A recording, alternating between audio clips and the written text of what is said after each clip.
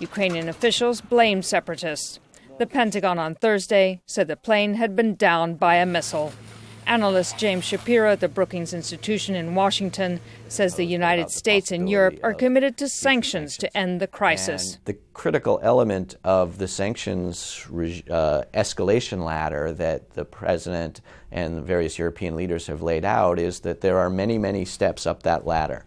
Many of them are extremely damaging to the Russians. They're, of course, also somewhat damaging to the U.S. and to Europe, but more damaging to the Russians. Washington and the European Union have slapped increasingly punitive sanctions on Russia for providing the separatists with weapons and for failing to de-escalate the situation there. Ukrainian Prime Minister Arseniy Yatsenyuk has welcomed the sanctions. It is time to pay for breaking international law, the military support, military supplies from Russia to Ukraine, financing criminals who are killing peaceful people and who are trying to collapse Ukraine. Russia will pay for the war against Ukraine. The latest round of sanctions has hit Russian firms that produce weapons, as well as Russia's financial and energy sectors.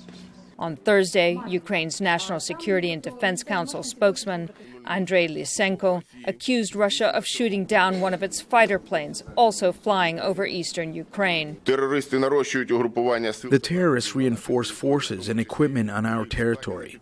Groups of servicemen wearing the uniforms of Russian armed forces without identification marks were reported among the terrorists. Such a group was noticed near the town of Izvorinya. The group has artillery weaponry and Grad multiple missile complexes.